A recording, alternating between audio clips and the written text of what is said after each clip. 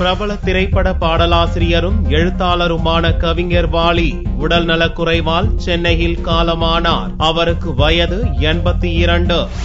திருச்சி ஸ்ரீரங்கத்தில் 1931ஆம் ஆண்டு பிறந்த ரங்கராஜன் என்ற கவிஞர் வாலி 1958ஆம் ஆண்டு முதல் தமிழ் சினிமாவில் பாட்டு எழுத துவங்கினார். தமிழ் திரையுலகில் எம்ஜிஆர், சிவாஜி கணேசன் துவங்கி ரஜினிகாந்த், கமல்ஹாசன் முதற்கொண்டு அஜித், விஜய், தனுஷ், சிம்பு வரையிலான இன்றைய இளம் தலைமுறை கதாநாயகர்களுக்கு பாடல்களை எழுதியவர் பாடலாசிரியர் வாலி.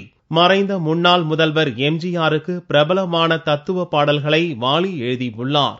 நான் ஆணையிட்டால் அது நடந்து விட்டால், மூன்றெழுத்தில் என் மூச்சிருக்கும், நல்ல பேரை வாங்க வேண்டும் பிள்ளைகளே, கண் போன போக்கிலே கால் போகலாமா என்பது உட்பட ஏராளமான பாடல்கள் கவிஞர் வாலியின் கைவண்ணத்தில் உருவானவற்றில் சில.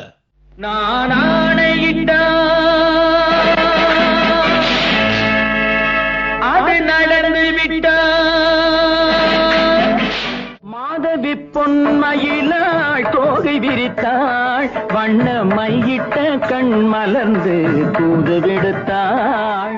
15,000க்கும் மேற்பட்ட சினிமா பாடல்களை எழுதி தள்ளி தமிழ் திரை உலகில் ஒரு சகாப்தமாக இருந்த கவிஞர் வாலி அவதார புருஷன், பாண்டவர் பூமி, கிருஷ்ண விஜயம் உள்ளிட்ட பல்வேறு கவிதை நூல்களையும் எழுதியுள்ளார். கடைசியாக இயக்குனர் வசந்தபாலனின் தெருக்கூத்து எனும் படத்திற்காக பாடல் எழுத சென்றபோது அவருக்கு உடல்நல குறைவு ஏற்பட்டது. தனியார் மருத்துவமனையில் கடந்த 1 மாதத்திற்கு மேலாக சிகிச்சை பெற்று வந்த வாலியின் உடல்நிலை புதனன்று மோசமடைந்தது. தீவிர சிகிச்சை பிரிவில் சேர்க்கப்பட்டிருந்த கவிஞர் வாலி சிகிச்சை பலனின்றி வியாழக்கிழமை மாலை 5 மணியளவில் காலமானார்.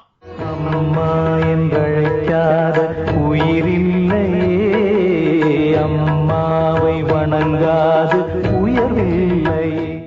ரொம்ப சின்ன பொண்ணா இருக்காளே. வேற என்ன கழுவி விடுமா? என்னமோ தூளில இருந்து எடுத்து உங்க கையில் கொடுத்துட்டாப்ல பேசுறிய.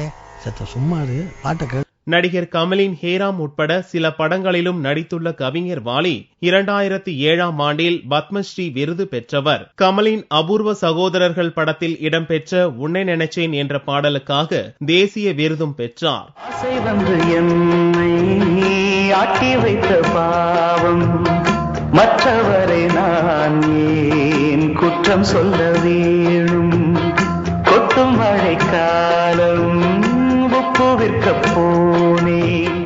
5 முறை தமிழக அரசின் விருதுகள் உள்ளிட்ட பல்வேறு விருதுகளை குவித்தவர். கவிஞர் வாலியின் மறைவுக்கு திரையுலக பிரமுகர்கள், அரசியல் கட்சியினர் உள்ளிட்ட பல்வேறு துறையினர் இரங்கல் தெரிவித்துள்ளனர்.